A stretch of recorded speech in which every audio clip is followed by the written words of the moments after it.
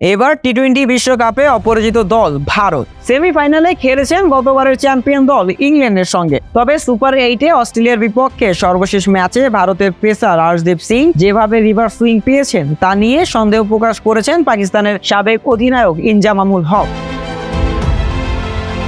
পাকিস্তানের television channel 24 ডিজিটালকে Inzamam বলেছেন 15তম ওভারে আর্শদীপ সিং রিভার্স সুইং পাচ্ছিল। বলটা তুলনামূলক নতুন ছিল, রিভার্স কি একটু আগেই পাচ্ছিল না? এর মানে বল 12 থেকে 13 ওভারেও রিভার্স সুইং পাওয়ার মতো অবস্থায় ছিল না। যখন সে বোলিং এ এলো রিভার্স হয়েছে। আম্পায়ারদের চোখ খোলা রাখা উচিত।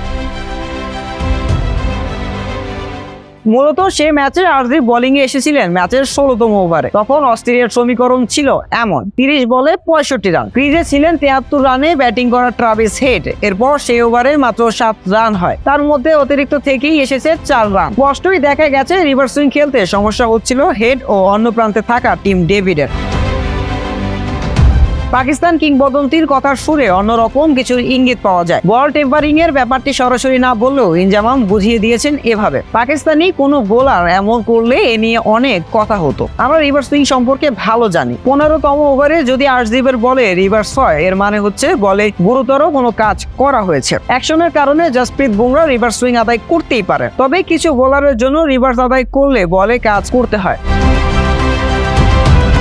একই অনুষ্ঠানে উপস্থিত ছিলেন পাকিস্তানের সাবেক ব্যাটসম্যান সেলিম মালিক। তিনি বলেছেন, কিছু দলের বিপক্ষে আম্পায়ারের চোখ সবসময় বন্ধ থাকে। ভারত সেসব দলের মধ্যেই একটি। আশেপাশের ফিল্ডারদের চেক করো। রিভার্স সুইং পাওয়ার সময় আমি ইঞ্জিকে এই কথা বলে হাসছিলাম। তবে ইনজামাম পরে এই কথাও বলেছেন, উইকেট কঠিন রুক্ষ ছিল, হতে পারে এ কারণে রিভার্স সুইং এর জন্য বল তৈরি হয়ে গেছে।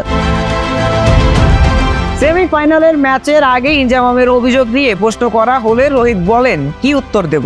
আপনি যদি সূর্যের নিচে খেলেন, উইকেট শুষ্ক থাকে, কোনো কিছু ছাড়াই বল রিভার্স সুইং করে। সব দলের বোলাররাই রিভার্স সুইং পাচ্ছে, শুধু আমাদের বোলাররা নয়। মাঝে মধ্যে মাথা ঘাটানো গুরুত্বপূর্ণ ব্যাপার হয়ে দাঁড়ায়। আপনাকে বুঝতে হবে আমরা কোথায় খেলছি। আমরা ইংল্যান্ড কিংবা অস্ট্রেলিয়ায় খেলছে না। এ বিষয়ে আপনাদের কি মতামত জানাতে অবশ্যই ভুলবেন না। শাহরিয়ার আহমেদ জয়, ডেস্ক রিপোর্ট, আইকন স্পোর্টস।